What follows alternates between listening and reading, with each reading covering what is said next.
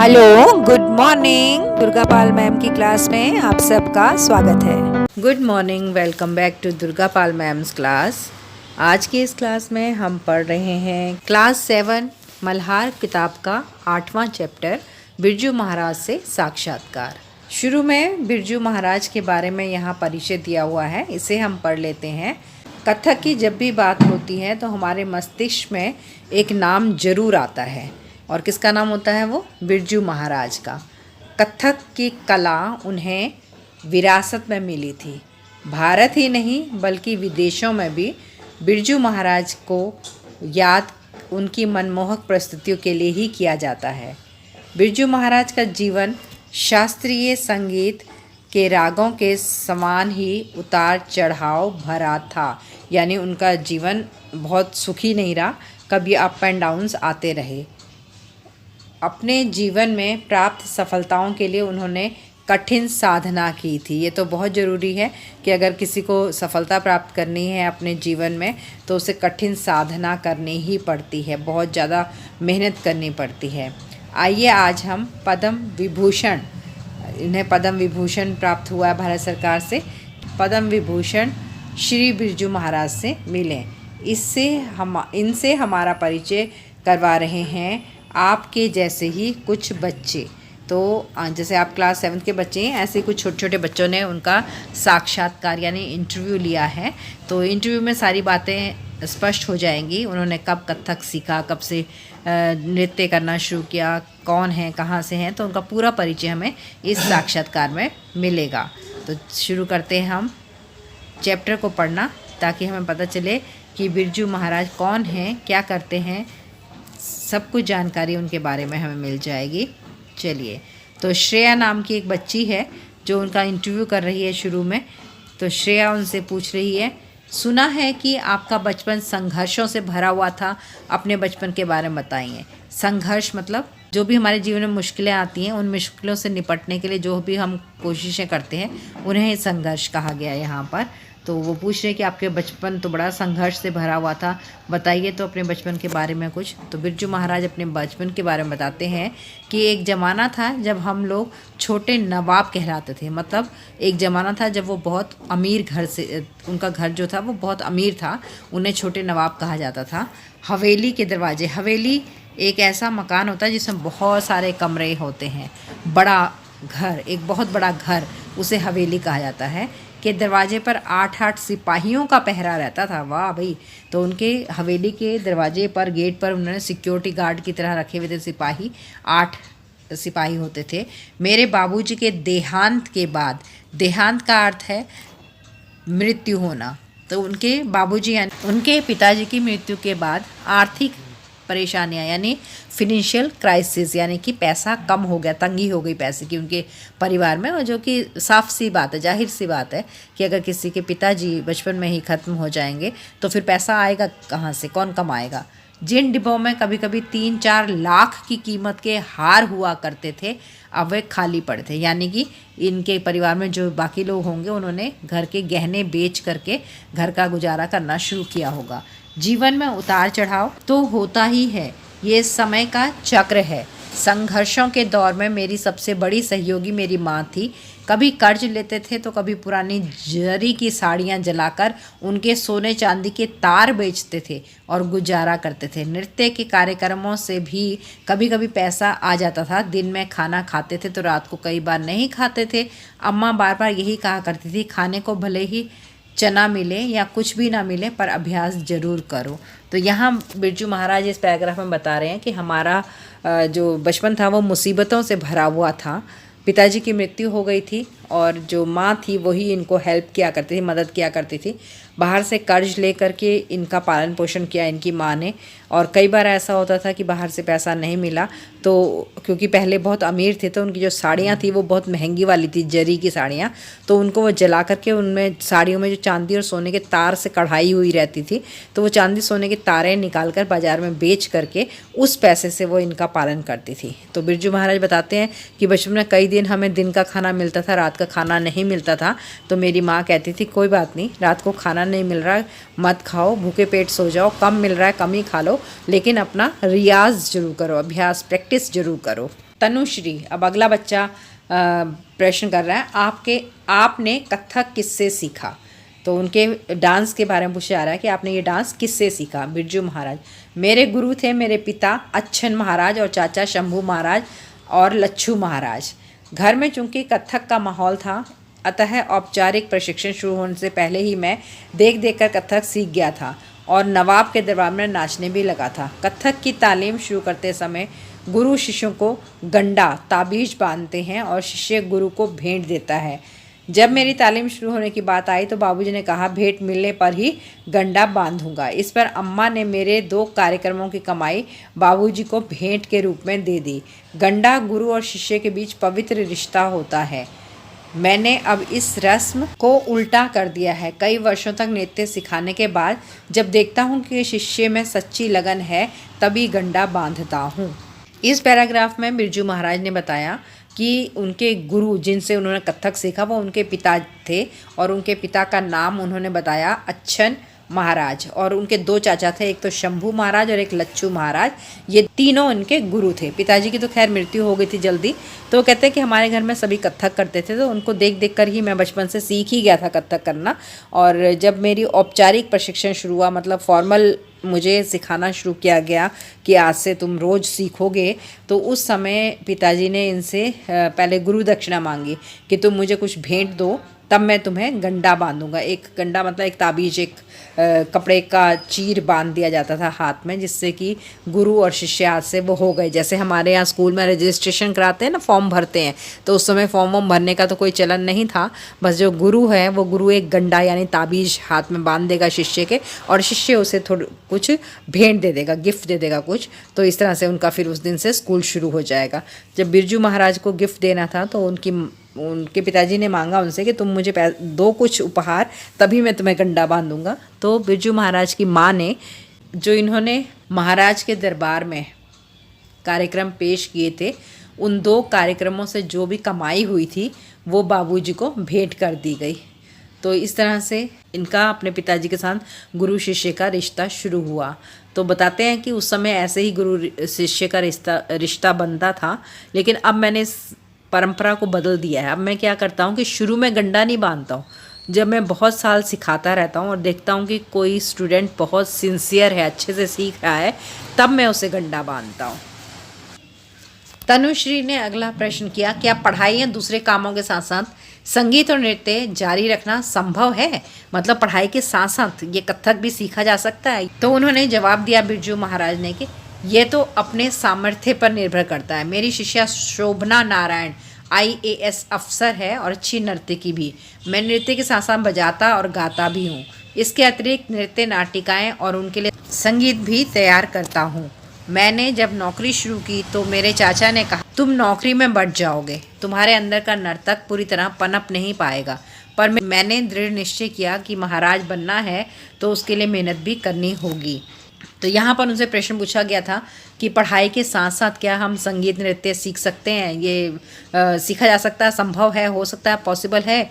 तो बिरजू महाराज ने कहा कि देखो, हर बच्चे की अपनी कैपेसिटी के ऊपर ये निर्भर करता है कि बच्चे के अंदर कितना जज्बा है सीखने का, उसकी सामर्थ्य कितनी है, उसकी हिम्मत कितनी है, उसका हौसला कितना है, उसकी अपनी कैपेबिलिटी कितनी है, इस बात पर निर्भर करता है। फिर उन्होंने एक उदाहरण दिया कि मेरी एक शिष्य है शोभना नारायण, वो IAS ऑफिसर है और उसके साथ साथ वो डांस भी करती है, और मैं खुद डांस भी करता हूँ और उसके साथ साथ मैं बजाता और गाता भी हूँ।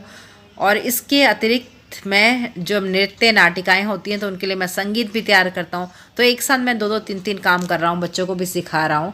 और उसी साथ मैंने जब नौकरी शुरू की थी तो मेरे चाचा ने कहा था कि तुम नौकरी मत करो, नौकरी करोगे तो फिर इस नृत्य पे ध्यान नहीं दे पाओगे, डांस को ठीक से टाइम नहीं दे पाओगे, तो तुम एक अच्छे डांसर नहीं बन पाओगे। लेकिन मेरा दृढ़ निश्चय था, मैंने संकल्प किया था कि मुझे बनना है अच्छा डांसर, महाराज बनना ही है, तो उसके लिए मुझे मेहनत करनी ही होगी।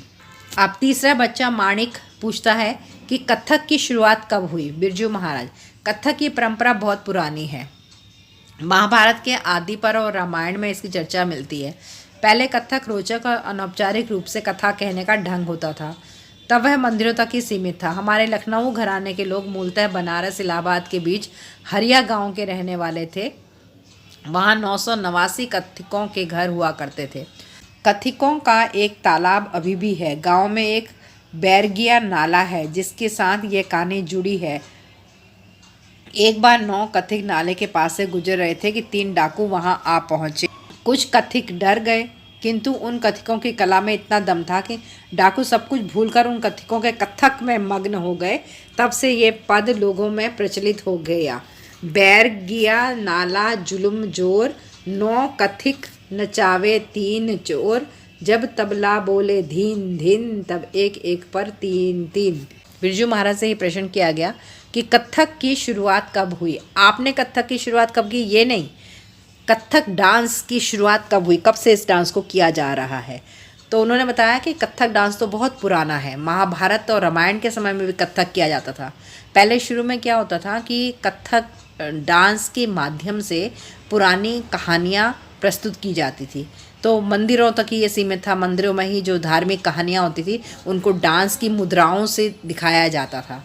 और लखनऊ के घराने में बेसिकली बनारस और इलाहाबाद के बीच एक गांव है हरिया। उस हरिया गांव में तो 989 कथक रहते थे। मतलब कि 989 आदमी थे जो कथक किया करते थे। और उनका एक तालाब भी है वहाँ पर। गांव में एक बैरगिया नाला है और उस नाले के साथ एक कहानी जुड़ी हुई है कि एक बार 9 कथक नाले के पास से जा रहे थे तो 3 डाकुओं ने उनको धर पकड़ा। लेकिन कथिक डर तो गए, लेकिन उनमें कथक नृत्य इतना बढ़िया वो करते थे कि उन्होंने कथक करना शुरू किया। तो डाकू लोग सब भूलकर उनका कथक ही देखने लग गए। तब से लोगों ने वहाँ पर ये एक पद बना दिया, एक कविता जैसी बना दी है कि जो नीचे लिखी हुई है कि बैरगिया नाला जुलुम जोर, 9 कथिक नचावे 3 चोर, जब तबला बोले धीन धीन, तब एक एक पर 3 3। तो इस तरह से ये प्रसिद्ध हो गया। फिर वो बताते हैं आगे कि लखनऊ घराने के बाद जयपुर घराने, सबसे पहले लखनऊ में ये था कथक, उसके बाद जयपुर घराने और फिर बनारस घराने का विकास हुआ। पहले लखनऊ में ही कथक किया जाता था, उसके बाद ये जयपुर में हुआ और फिर बनारस में भी कथक किया जाने लगा। इसके अलावा रायगढ़ के महाराज चक्रधर की भी अपनी अलग शैली थी। वो भी कथक करते थे लेकिन अपने अलग स्टाइल में। श्रेया ने अगला प्रश्न पूछा, क्या नृत्य सीखने के लिए संगीत जानना जरूरी होता है? अगर कोई डांस सीखना चाहे तो उसे म्यूज़िक की भी जानकारी होनी चाहिए। बिरजू महाराज ने इसका उत्तर दिया कि देखो, गाना बजाना और नाचना ये तीनों ही तो संगीत ही है। संगीत में लय होती है, उसका ज्ञान अवश्य होना चाहिए। जो रिदम होती है संगीत में, उसकी जानकारी होनी चाहिए। नृत्य में शरीर, ध्यान और तपस्या का साधन होता है। अगर किसी को डांस करना है तो उसकी बॉडी और उसके एकदम से ध्यान लगाना कि कब कौन सा मूवमेंट है, और तपस्या यानी कि डांस को एक भक्ति की तरह लेना चाहिए, पूजा की तरह लेना चाहिए। बिल्कुल तपस्या करनी पड़ती है डांस सीखने के लिए। नृत्य करना एक तरह से अदृश्य शक्ति को निमंत्रण देना है। वो कहते हैं कि नृत्य, डांस कोई ऐसा साधारण खेल नहीं है। डांस का मतलब है कि हम एक अदृश्य शक्ति यानी भगवान को हम पुकार रहे हैं, भगवान को हम बुला रहे हैं। तो भगवान को बुलाने के लिए तो कितना मन से, दिल से, एकदम एकाग्रचित्त से ध्यान करना पड़ता है। कृष्ण मेरे अंदर समाओ और नाचो, हम ये कहते हैं कि हे भगवान मेरे अंदर आ जाओ और तुम ही नृत्य करो। नृत्य ही नहीं, हमारी हर गतिविधि में लय होती है, सिर्फ डांस में नहीं। हमारी हर एक्टिविटी जो भी हम करते हैं, सीढ़ी चढ़ना, आप देखो ना, अगर आप सीढ़ी चढ़ते हो तो कैसे एक पैर तो धम धम धम धम, है ना। तो कपड़े धोते तो छम छम छम, इस तरह खाना बनाते तो चम्मच चलती है ठन ठन ठन। तो जो भी काम हम करते हैं उसमें एक लय होती है। घसियारा घास को हाथ से पकड़कर उस पर हंसिया मारता है, फिर घास हटाता है। मारने और हटाने की इस लय में जरा भी गड़बड़ी हुई नहीं कि उसका हाथ गया। यही होता है ना, घास को हाथ से पकड़ा, दूसरे हाथ से वो जो काटने का औजार होता है वो मारा जाता है, और फटाफट फटाफट फटाफट वो तो करता है। लेकिन अगर कहीं हाथ इधर उधर हो गया तो हाथ तो कट जाएगा उसका घास की जगह पर। तो इसलिए हर चीज़ में लय है और हर चीज़ में ध्यान लगाना पड़ता है। बेख्याली में कोई काम नहीं होता। लय हर काम में नृत्य में जीवन में संतुलन बनाए रखती है। अगर हम लय में काम करते हैं, सही सीक्वेंस में काम करते हैं, सही पैटर्न को सीख लेते हैं, तो हमारा जीवन जो है वो बैलेंस हो जाता है। लय एक तरह का आवरण है। लय क्या है? जो पैटर्न होता है, किसी भी काम को करने का तरीका जो होता है, वो एक तरह का कवर होता है, कर्टन, पर्दा होता है, मतलब जो नृत्य को सुंदरता प्रदान करता है, मतलब बाहर का वो डिस्प्ले होता है, जिससे कि हमारी कोई भी चीज़ अच्छी लगती है, सुंदर लगती है। तो इसी तरह से अगर संगीत का लय का हमें ज्ञान है तो हमारा डांस खुद ही बहुत सुंदर हो जाएगा। अगर नर्तक को सुर और ताल की समझ है तो वो जान पाएगा कि यह लहरा ठीक नहीं है, इसके माध्यम से नृत्य अंगों में प्रवेश नहीं करेगा। अगर जो डांस करने वाला है उसे म्यूज़िक की पहचान है तो उसे समझ में आएगा कि म्यूज़िक अलग जा रहा है, तो इसके साथ डांस ऐसे नहीं हो पाएगा। म्यूज़िक और डांस दोनों अलग अलग जा रहे हैं, लय मिल नहीं रही है, ताल मिल नहीं रही है, तो उसे समझ में आ जाएगा कि ये नृत्य गलत हो रहा है। अगला प्रश्न तनुश्री ने किया, आपने कथक में कई नई चीज़ें भी जोड़ी हैं ना?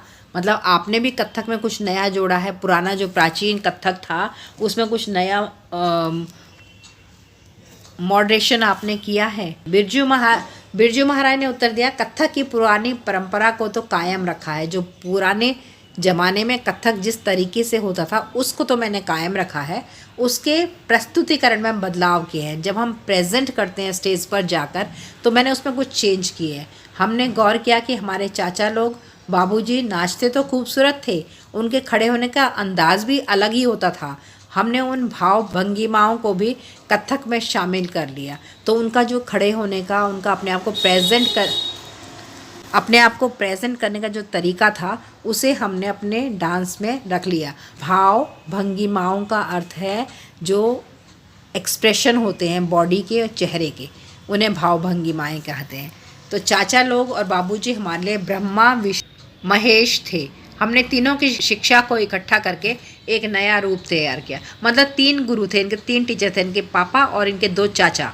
तो तीनों टीचर, हर टीचर का अपना स्टाइल होता है, तीनों टीचर्स ने अपने अपने स्टाइल से इनको सिखाया, तो इनके पास 3 स्टाइल हो गए। इस प्रकार टैगोर, त्यागराज आदि कई आधुनिक कवियों की रचनाओं को लेकर भी कथक रचनाएं तैयार की। तो इन्होंने कहा कि मैंने तीनों को लिया, तीनों के स्टाइल को लिया, और फिर मैंने टैगोर, त्यागराज, इन कवियों की जो कविताएं थी उनके ऊपर मैंने कथक करना शुरू किया।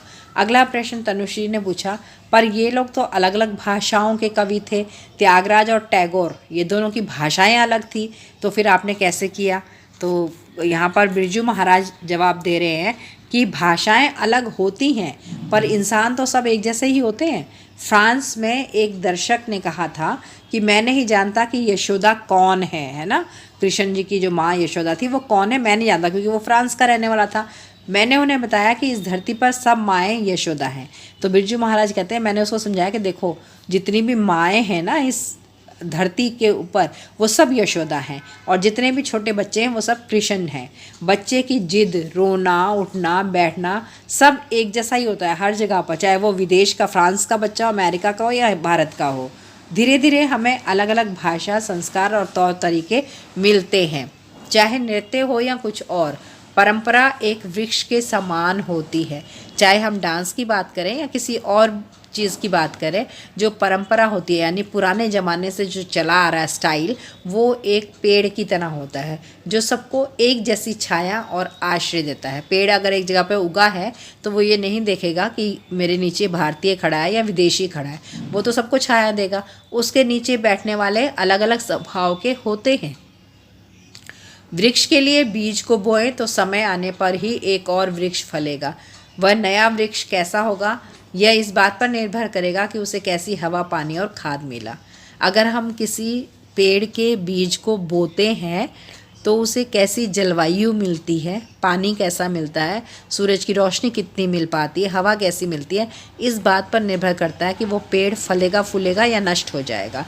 वैसे पेड़ जब उग जाता है तो वो सबको बराबर की ही छाया देता है। यहाँ पर बिरजू महाराज ये बताने की कोशिश कर रहे हैं कि देखो भाषाएं अलग होने से कुछ भी नहीं होता। जिन कवियों की रचनाएं इन्होंने अपने डांस के लिए ली थी उनकी भाषा चाहे अलग हो, लेकिन जो उसके पीछे की स्टोरी है, जो भावनाएं हैं, वो तो एक ही थी। तो किसी भी भाषा के कवियों की रचनाओं को नृत्य के माध्यम से दिखाया जा सकता है, क्योंकि उसमें बोलना नहीं है, सिर्फ डांस करके हाव भाव दिखाने हैं, तो वो सबको समझ में आते हैं।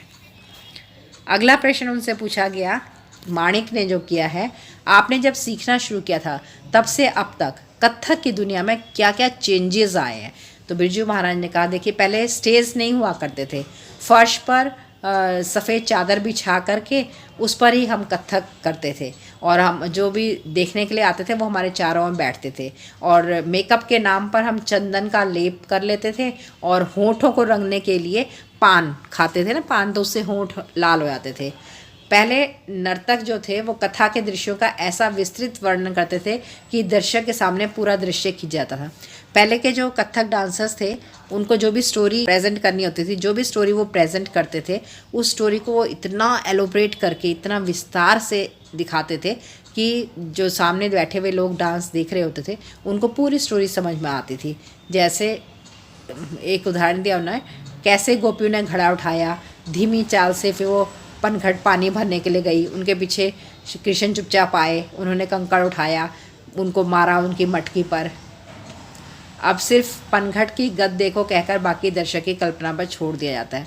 पहले तो एक एक चीज़ दिखाई जाती थी कि गोपियाँ मटका लेकर जा रही हैं पनघट की तरफ पानी भरने के लिए, पीछे से कृष्ण जी आ रहे हैं, वो पत्थर उठाकर पत्थर मार रहे हैं, उनकी मटकी फूट रही है, उसमें से पानी गिर रहा है। अब वे नहीं दिखाया जाता, अब सीधा कह देते हैं पनघट की हालत देखो कह दिया जाता है, और उसके बाद दर्शक अब उसको समझते रहे कि ये क्या कहना चाहते हैं। मतलब अब शॉर्ट में कहानी की जाती है। अगला प्रश्न श्रेया ने पूछा, आपने गाना बजाना और नाचना कब शुरू किया। तो बिरजू महाराज ने कहा कि बहुत ही छोटेपन से, मैं बहुत छोटा था, मैंने तब से ही तबला बजाना शुरू कर दिया था। मेरे चाचा ने कहा, लड़के के हाथ में लय है। जब छोटा सा बच्चा था मैं और मैंने तबला बजाना शुरू किया तो मेरे चाचा ने पहचान लिया कि हाँ ये सही बजा रहा है। तो 5 साल का होते होते हारमोनियम पर लहरा बजाने लगा। सबको खुश करने के लिए फिल्मी गाने भी मैं खूब गाता था। एक बार सबकी रिक्वेस्ट पर, सबकी फरमाइश पर मैंने सुरैया जो सिंगर थी, बहुत पुरानी सिंगर हिंदी सिनेमा की, तो उसके गाने पर देर तक नाचता रहा मैं। बहनों ने बड़े शौक़ से बिंदी और चुन्नी से मुझे सजा दिया। तब तक चाचा आ गए, बस डर के मारे तुरंत सब कुछ उतार कर फेंक दिया और मैं छिप गया। तो ये उन्होंने अपने एक बचपन की घटना बताई है कि वो सुरैया के गाने गाते थे और उनकी बहनें उनको लड़की बना के डांस करवाती थी। अगला प्रश्न पूछा गया हमसे कि शास्त्रीय नृत्य और लोक नृत्य में क्या अंतर है। तो उन्होंने कहा जो लोक नृत्य होता है ना वो सामूहिक होता है, मतलब उसे ग्रुप में किया जाता है। दिन भर की मेहनत के बाद लोग अपनी, जब दिन भर काम करके थक जाते थे तो अपनी थकान को मिटाने के लिए और कुछ थोड़ा उनका मनोरंजन हो जाए तो इसके लिए वो इकट्ठे होकर के नाचा करते थे, तो इसी को लोक नृत्य कहते हैं। दूसरी ओर जो शास्त्रीय नृत्य है वो शास्त्रीय नृत्य एक डांसर अकेला करता है। लोक नृत्य नाचने वालों के अपने मन बहलावा संतुष्टि के लिए होता है। लोक नृत्य लोग अपने मनोरंजन के लिए करते हैं कि हम थक गए हैं, हमें अच्छा नहीं लग रहा है, चलो एंजॉय कर रहे हैं, तो वो डांस करते हैं सब मिल करके, उसे लोक नृत्य कहते हैं। जो शास्त्रीय नृत्य होता है वो दूसरों के लिए किया जाता है, दर्शकों के लिए किया जाता है, उसके लिए हमें देखने वाला भी चाहिए। शुरू में कथावाचक भी लोक नर्तक हुआ करता था। धीरे धीरे जब उसकी खास शैली व रूप निश्चित होता गया तो वो शास्त्रीय नृत्य हो गया। तो उन्होंने बताया कि शुरू में तो जो हमारा था शास्त्रीय नृत्य था वो भी लोक नृत्य ही था। लोग ऐसे ही गली में खड़े होकर के डांस करते थे, उसमें कहानी सुनाते थे, नाचते नाचते एक कहानी सुनाते थे। जैसे रामचंद्र जी की कहानी सुना दी खड़े खड़े नाचते नाचते, तो वो भी लोक नृत्य था। लेकिन धीरे धीरे करके उसमें परिवर्तन आता चला गया, उसको स्टेज पर करने लग गए और एक डांसर खड़ा होकर पूरी कहानी सुना करके, कहानी सुनाते हुए डांस के माध्यम से कहानी सुनाने लगा, तो फिर इसको शास्त्रीय नृत्य कहा जाने लगा। अगला प्रश्न पूछा गया है, इस समय भारत में शास्त्रीय नृत्य की क्या स्थिति है। मतलब आज भारत में जो शास्त्रीय नृत्य है कितना पॉपुलर है, क्या इसकी पोजीशन है। तो बिरजू महाराज ने कहा कुछ साल पहले तक तो बहुत ही बेकार स्थिति थी इसकी, शास्त्रीय नृत्य को कोई पूछता नहीं था, कोई इज्जत नहीं थी इसकी। अब इसकी लोकप्रियता बढ़ रही है, मतलब अब इसको लोग देखना चाह रहे हैं। पर शोर वाले संगीत नृत्य का भी खूब प्रचलन है ना। आजकल जिसमें धूम धड़ाका होता है, खूब म्यूज़िक बजता है, ढाँ ढाँ ढाँ, ऐसे डांस का भी बहुत ज़्यादा लोगों को पसंद आता है। मैं सबसे यही कहता हूँ कि वह संगीत सुनो देखो लेकिन अपनी परंपरा की गहराई को भी समझो और अनुभव करो। मतलब आजकल तो लोग जिस तरह का डांस, हिंदी फिल्मों वाला डांस सब पसंद कर रहे हैं। बहुत सारे प्राइवेट गाने भी आ रहे हैं पब्लिक में, लोग अपने गाने बनाकर अपने डांस के वीडियोस डाल रहे हैं, उन्हीं को सब लोग पसंद कर रहे हैं। तो बिरजू महाराज कहते हैं कि वो सुने, उस डांस को भी देखें, उन गानों को भी सुने, लेकिन ये हमारी परंपरा है, यानी पुराने ज़माने से ये चला आ रहा है, तो इसको भी रेस्पेक्ट करना चाहिए। अगला प्रश्न पूछा तनुश्री ने उनसे, और ये प्रश्न था कि कर्नाटक और हिंदुस्तानी शैली के संगीत की तरह क्या दक्षिण और उत्तर के नृत्य भी अलग अलग हैं? तो बिरजू महाराज ने कहा कि देखो, कथक है, भरतनाट्यम है, कुचिपुड़ी है, कथकली है, मोहिनीअट्टम है, ओडिसी है, मणिपुरी है, ये सब शास्त्रीय नृत्य हैं। संगीत और गाने के ढंग का अंतर तो इनमें है ही है। इसके अतिरिक्त भी हर नृत्य की अपनी लय और भाव भंगिमा है। मतलब हर डांस का तरीका अलग है। कथक की भाव भंगिमा दैनिक जीवन से ली गई है। कथक में क्या होता है कि जो हमारा रोज का जीवन होता है वहीं के एक्सप्रेशंस हम करते हैं। और भरतनाट्यम में मूर्ति कला से, भरतनाट्यम में दोनों भावों का इकट्ठा प्रयोग होता है। मूर्ति कला का भी मतलब जो डांसर है वो एक मूर्ति की तरह डांस करता है और एक दैनिक जीवन का भी डांस करता है। और कथक में बारी बारी से, ओडिसी और मणिपुरी में कोमलता है, कथकली में ओज है, कथक में दोनों हैं। कथक में गर्दन को हल्के से हिलाया जाता है, चिराग की लौ के समान। इसी प्रकार उंगलियां भी बहुत धीरे धीरे से हिलाई जाती हैं। जैसे घूंघट पकड़ने में या घूंघट उठाने में उंगलियां जरा जोर से हिली नहीं कि चाचा जी तुरंत टोकते थे, घूंघट उठा रहे हो या तंबू उठा रहे हो। इस पूरे पैराग्राफ में तनुश्री बिरजू महाराज से पूछती है कि कर्नाटक और हिंदुस्तानी शैली के संगीत की तरह क्या दक्षिण और उत्तर के नृत्य में भी अंतर है?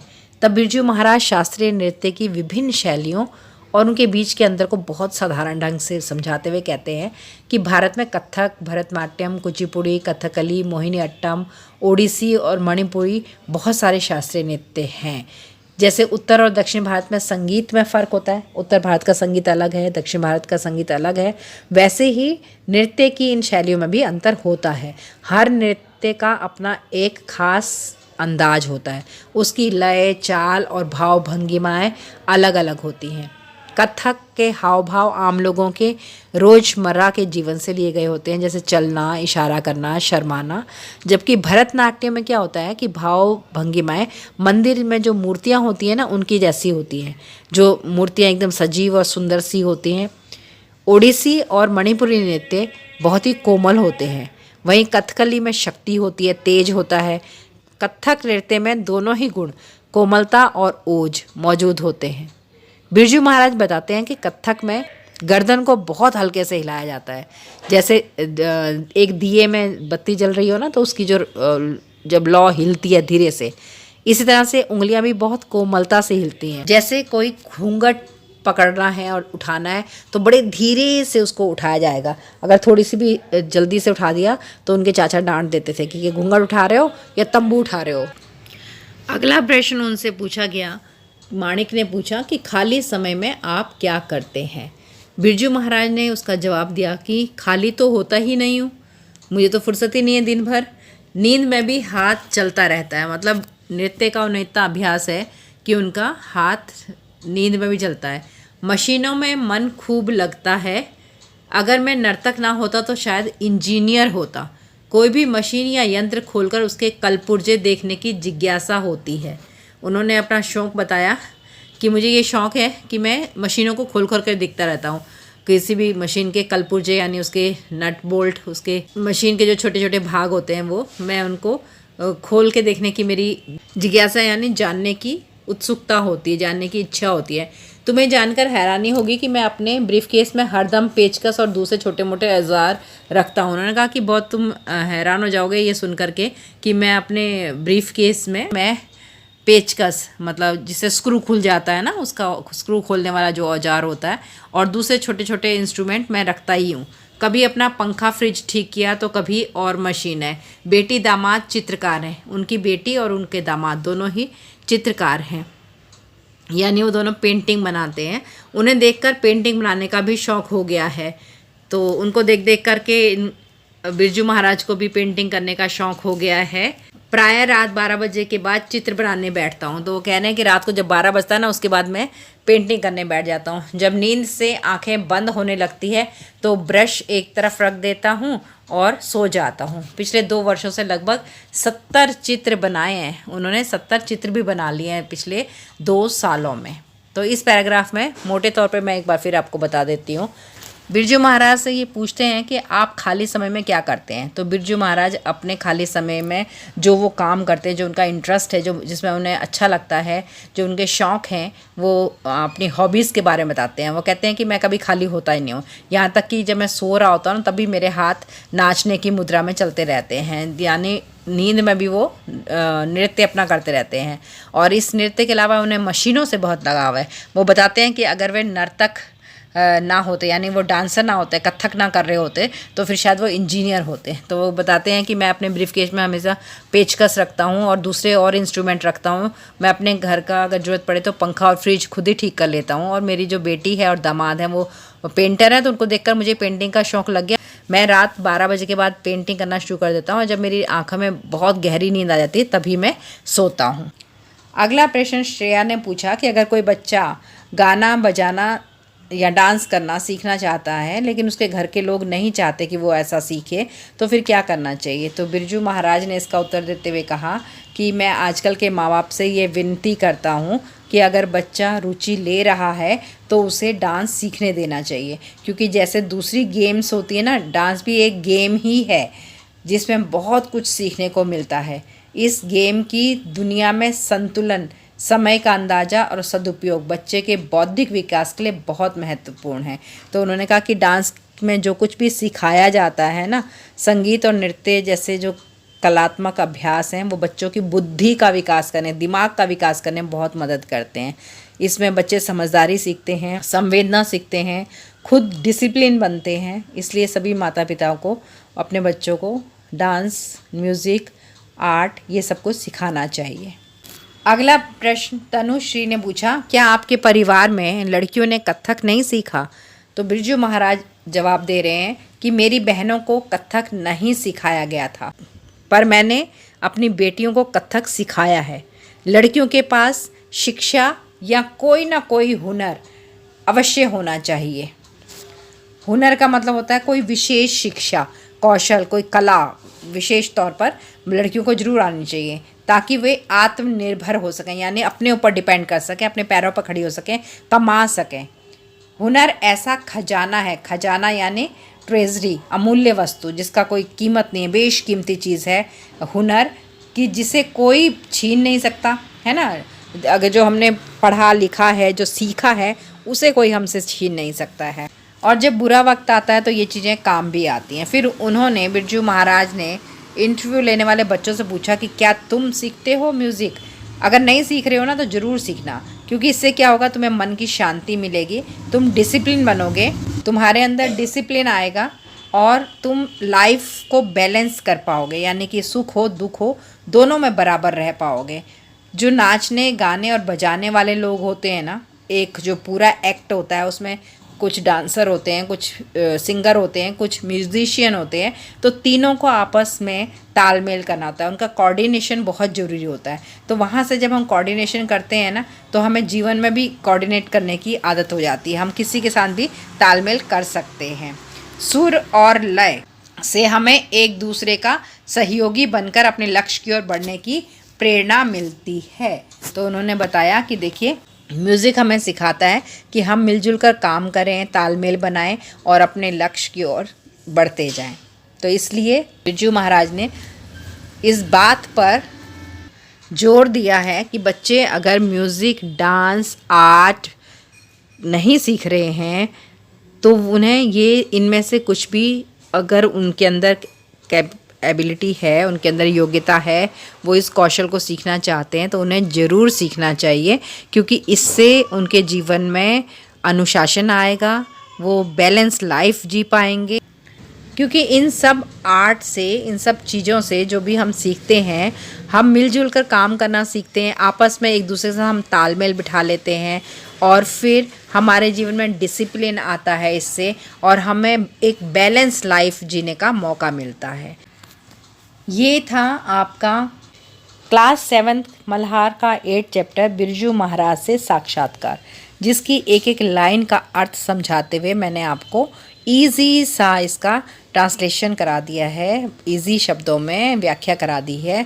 जो आप एक बार वीडियो सुन लेंगे तो आपको चैप्टर पूरा समझ में आ जाएगा। प्रश्न उत्तर करने के लिए ये बहुत ज़रूरी भी होता है।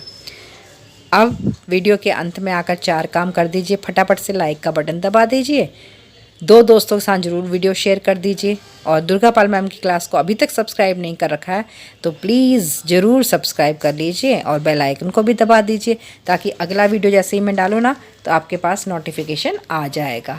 तो अब चलते हैं, मिलेंगे अगली वीडियो में किसी नए टॉपिक के साथ, नए चैप्टर के साथ। तब तक के लिए tata, bye bye and love you all. Thanks for attending Durga Pal ma'am's class. Please like, share, subscribe and don't forget to leave a lovely comment. Thank you.